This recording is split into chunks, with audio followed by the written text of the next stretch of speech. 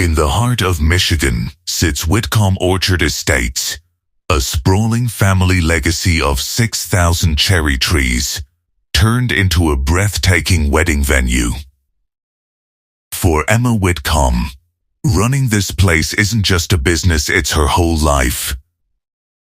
Ever since her father passed away, she has carried the heavy burden of keeping the land afloat, fighting a ticking clock against a board of directors waiting for her to fail. Enter Nathan Kirby. Hired as a local carpenter to rebuild the venue's ceremony arbor, Nathan is quiet, hard-working, and deeply devoted to his 9-year-old son, Sam. From the start, there is an unspoken ease between him and Emma. While tightening a bolt one afternoon, Nathan glances up and drops a casual line. "You'd make a great bride someday. You've got the whole thing memorized better than the woman actually getting married." Emma doesn't skip a beat. "I'd need a groom for that." It's a light-hearted joke, but little do they know, it's the beginning of a story that will change everything. As the weeks roll on, Nathan and Sam become a comforting fixture at the orchard. But Nathan isn't just an ordinary local contractor. When a visiting branding consultant named Diane walks the grounds, the truth comes out. Nathan is actually a legendary master carpenter who once designed the most sought-after luxury wedding stages on the East Coast. He walked away from that glamorous, high-travel life 6 years ago, the exact month his wife passed away, trading fame for a quiet, grounded life where he could raise his son. Emma understands that kind of pain. 6 years ago, her own life imploded when she discovered her fiancé wasn't who he pretended to be just weeks before their wedding. Beneath the sawdust and blueprints, Emma and Nathan recognize kindred spirits, two people quietly rebuilding their lives out of the wreckage of the past. Part 3. The corporate trap. While Emma finds comfort in Nathan's presence, danger is lurking inside the company. Emma's cousin Dean Ashford has been plotting behind her back, using inflated maintenance costs and false reports. Dean manipulates the board into pushing for a corporate buyout of the orchard's most valuable land, the West Parcel, claiming it's dragging the company down. What nobody knows is that Dean has secretly signed a hidden commission agreement with a massive resort developer, cashing in on a betrayal he started planning even before Emma's father died. To make matters worse, Dean weaponizes Emma and Nathan's growing bond, telling the board at a meeting that the CEO's judgment is compromised by her relationship with the contractor. Just as the corporate trap is about to snap shut, loyal accountant Marion refuses to let go of a suspicious financial entry. Working late with a space heater and cold coffee, she digs deep into years of vendor records. She discovers a shell company routing funds directly to Dean, proving he planned the corporate takeover, while Walter Whitcomb was still alive and trusting him. Marion rushes to Emma's office on Monday morning with the damning paperwork. Reading the documents, Emma realizes she has spent a year fighting a threat that was sitting inside her own house all along. The board convenes for the final vote just 3 days before the deadline. Emma steps up to the head of the table, not with anger, but with cold, undeniable facts. She lays out the shell company, the broker agreements, and the timeline of Dean's greed. When Dean tries to deflect and blame Emma's relationship with Nathan, Nathan steps forward. Using his sharp industry knowledge, he systematically dismantles Dean's fake numbers and malicious lies, exposing the corruption once and for all. Stunned by the betrayal of a family member, The board votes 8-1 against Dean. He is suspended on the spot and escorted out in disgrace. With the threat finally gone, the heavy cloud over the orchard lifts.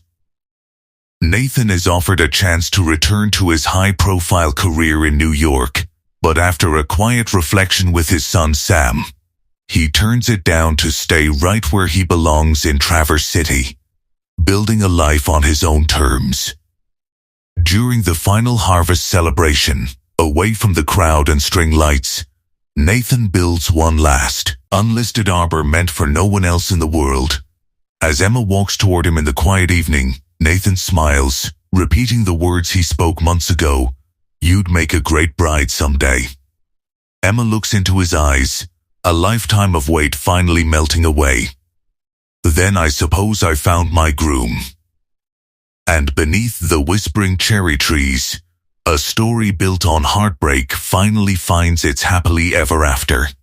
The weeks that followed felt lighter, almost weightless, like a deep breath after holding it underwater for far too long. The daily rhythm of Whitcomb Orchard Estates returned to its natural cadence, undisturbed by corporate vultures or boardroom threats.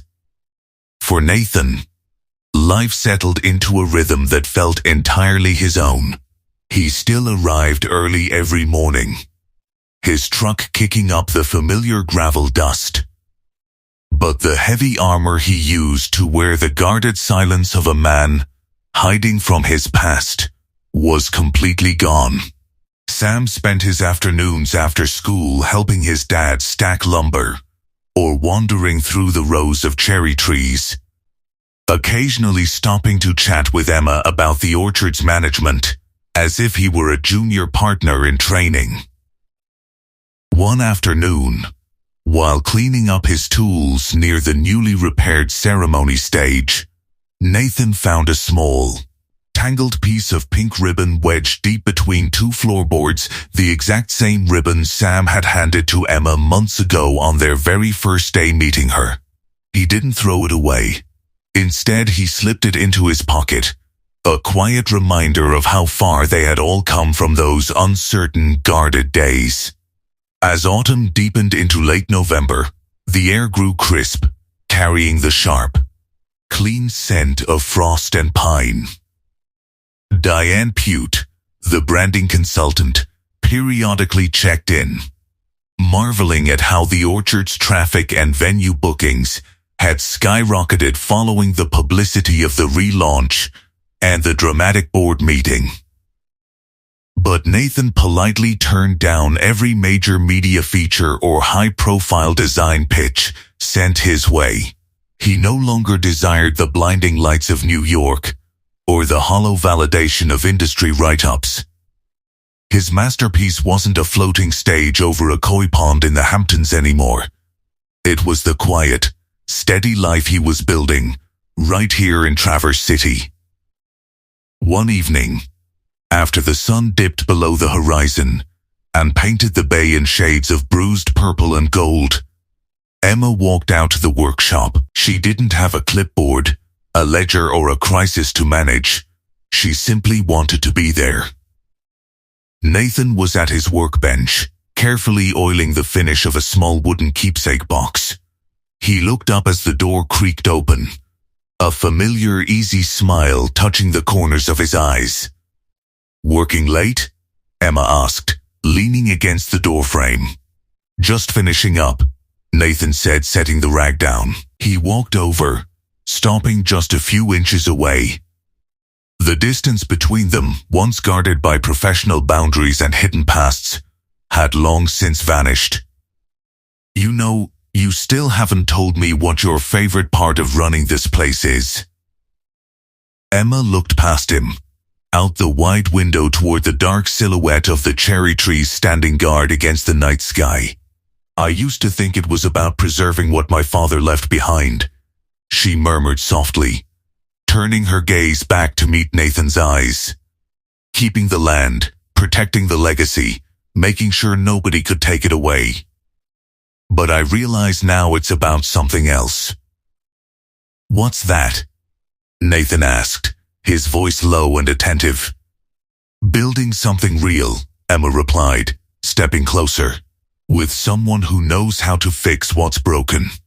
Nathan reached out, his calloused hand gently brushing against hers, interlocking their fingers with the natural, effortless precision of a craftsman, finding the exact right fit. Farther down the property, laughter echoed from the main house as Marion and Sam debated the best recipe for hot cider. But in that small corner of the workshop, surrounded by the scent of sawdust and a future they had built with their own hands, the rest of the world faded away.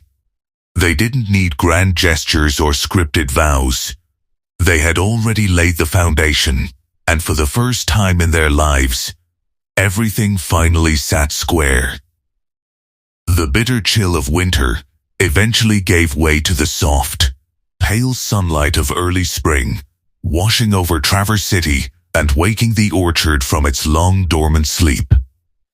Across the 6,000 trees, tiny green buds began to swell against the dark branches, a fresh cycle of life, renewal, and growth. For Emma, this spring felt entirely different from any she had known before. There was no looming board deadline, no hidden betrayal ticking away in the background, and no heavy weight pressing down on her shoulders.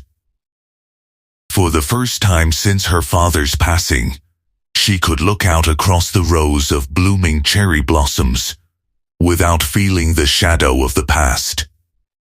The orchard wasn't just a battlefield she had to defend anymore. It was home. Life in the cottage behind the workshop had naturally expanded to fit 3 people instead of 1. Sam had practically moved his school books, sketches, and an ever-growing collection of smooth stones into Emma's office, often commandeering her desk to draw elaborate blueprints for imaginary treehouses. Nathan, meanwhile, had turned his attention to restoring the older, weathered gazebos and fences across the property, treating every restoration project with the same meticulous care he had once given to elite estate builds. He wasn't hiding from his talent anymore. He was simply using it where it mattered most. By late May, the orchard transformed into a breathtaking canopy of white and pale pink petals, drawing the first wave of spring wedding parties to the estate. The air was sweet with the fragrance of blossoms, and string quartets tuned their instruments beneath the very arbor Nathan had meticulously rebuilt.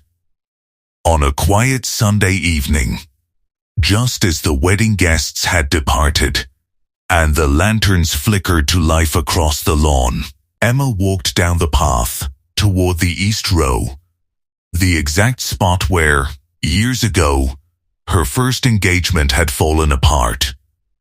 For a long time, walking past that specific patch of grass had felt like stepping over an old scar. As she reached the clearing, she found Nathan waiting there. He wasn't holding a toolkit or measuring tape. Instead, he held a single, freshly picked cherry blossom branch, turning it thoughtfully in his hands. He looked up as she approached, the fading golden light catching the edges of his dark hair. "Penny for your thoughts?" Nathan asked softly, stepping closer. Emma looked from Nathan to the quiet, peaceful rows of trees stretching out under the twilight sky. "I was just thinking about how strange life is," she said, a faint smile touching her lips. "How something can end so completely. You think you'll never recover from it, only to realize it was just making room for the right thing to take root." Nathan stepped right up to her, closing the small distance between them. His eyes were warm, steady, and completely unhurried. "You know," Nathan said, his voice dropping to a low, deliberate murmur that cut through the evening breeze, "when I first joked about you making a great bride, I didn't actually think you'd take me so seriously. Emma laughed, a bright, effortless sound that drifted up into the branches above them.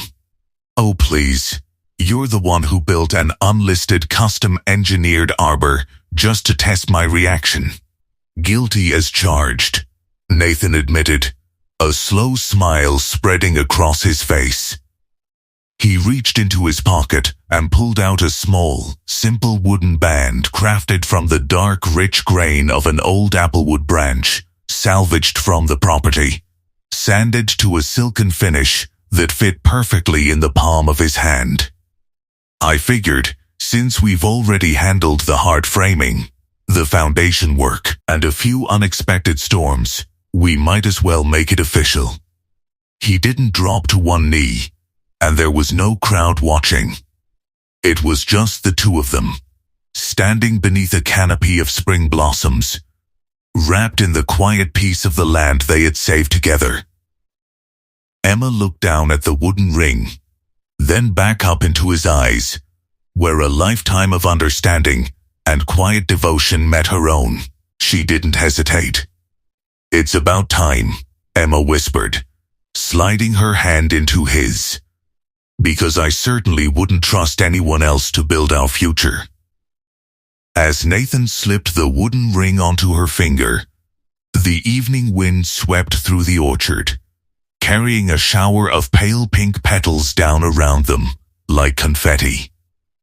Far off in the distance, the laughter of Sam playing near the main house drifted on the breeze, blending with the steady, timeless rustle of the cherry trees.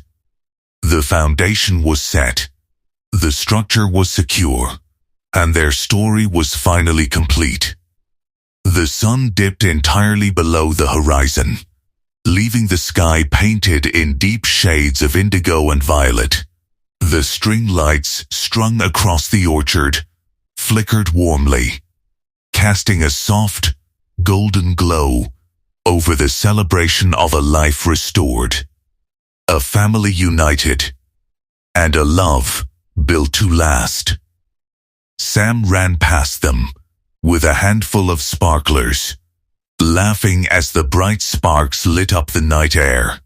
Marion watched from the main table, raising her glass in a quiet toast to the two people who had saved everything they held dear. Standing beneath the blossoming trees, hand in hand with the man who had helped her rebuild her world from the ground up, Emma finally knew what true peace felt like. They hadn't just survived the storm, they had built something unbreakable out of its wreckage. And as the last embers of the evening faded into the quiet Michigan night, the orchard stood tall and steady, whispering its story to the wind. Did you love this heartwarming story of second chances, resilience, and true love? If you enjoyed the journey of Emma and Nathan, please like the video to show your support. Subscribe to the channel so you never miss another emotional, powerful story. Press the bell icon to turn on all notifications. Thank you for watching, and we'll see you in the next story.